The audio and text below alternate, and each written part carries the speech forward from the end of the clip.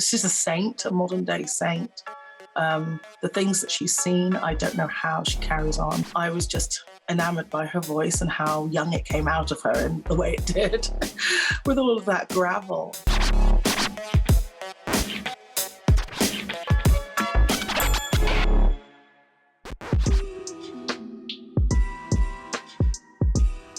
If I was stranded alone on a desert island or something crazy like that, I would choose Minnie Riperton, Come to My Garden.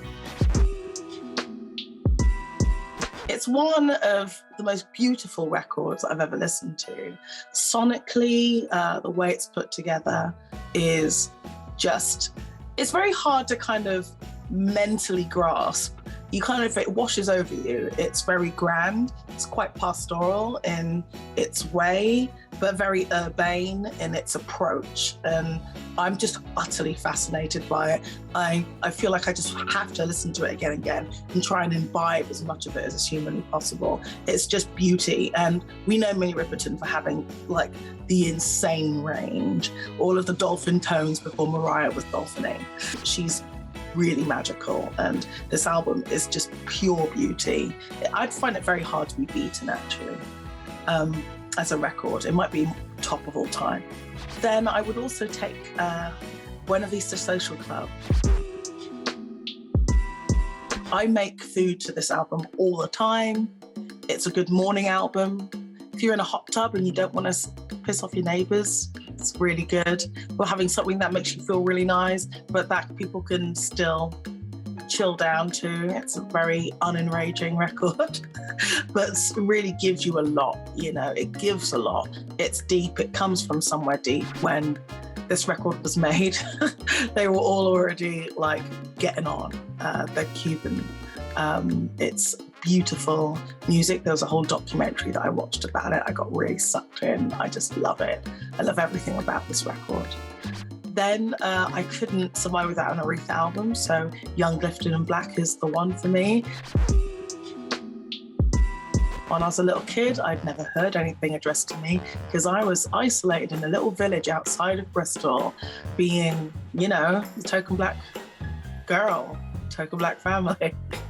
And so, this made me feel connected to the diaspora and that there were people out there speaking to me.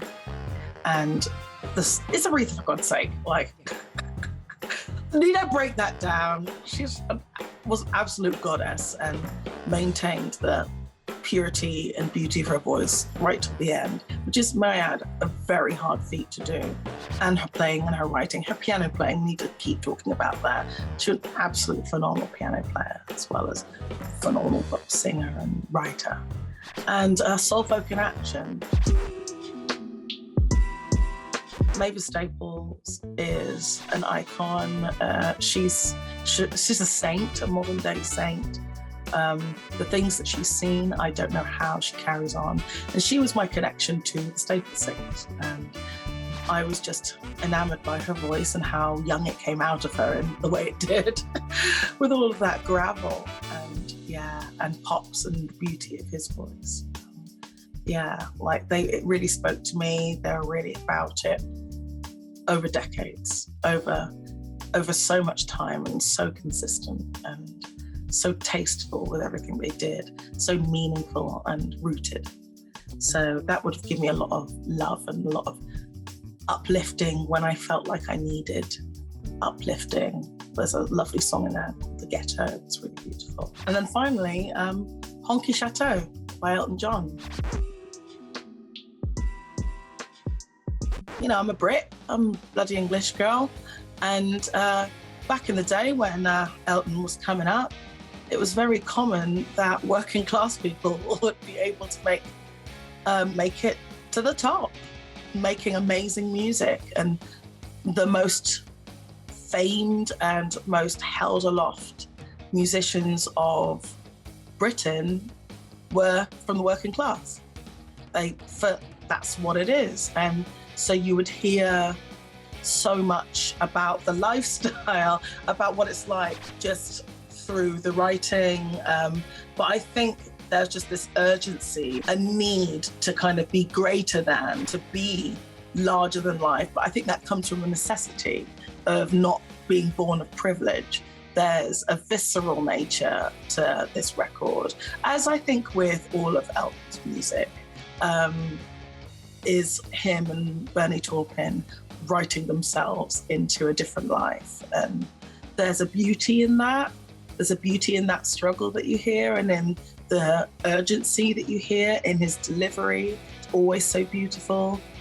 Yeah, so they were my 5 albums, but if you're stranded for an album, maybe get Stand For Myself. It's the best thing I've ever done anyway. I think you'll love it. If you have ever felt like you're the only one of any kind, it'll really speak to you. At any moment that you felt like that, it will transport you from that place to a place of feeling a little more whole and together and seen. So yeah, get into it. Hey there, thanks for watching AXS TV. Subscribe, follow, like, and do all the good stuff. And make sure you leave a comment below. I don't know, just let us know what your favorite AXS TV show is, or who your favorite bands are, and what artists you're into, or just say hi, man. I like to be told hi. We love hearing from you. That's the point, all right? Keep it coming.